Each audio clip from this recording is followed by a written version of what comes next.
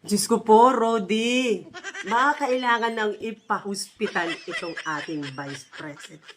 Akalain mong tinatanong lang naman kung anong reaksyon niya sa worst possible scenario kay Senator Bato na makukulong sa ICC while senator siya.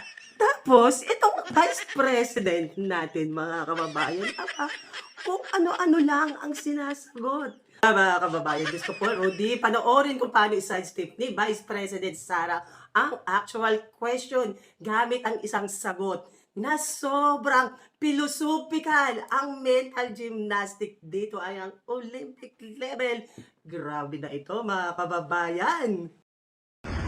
Another question po, what is your reaction to the statement of Senator Lacson saying that the worst thing that could happen to Senator Bato is to be brought to the custody of the ICC as a sitting senator?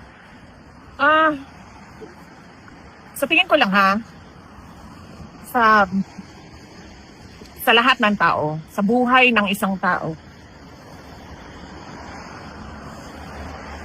the worst thing that could happen is magkasakit at mamatay.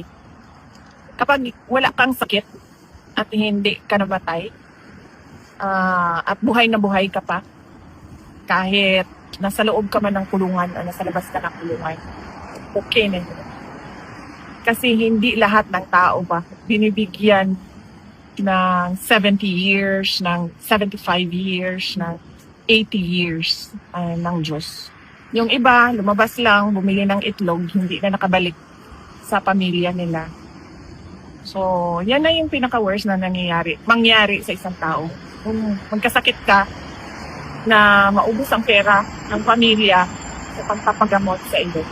O mamatay ka, na maiwanan mo yung mga mahal mo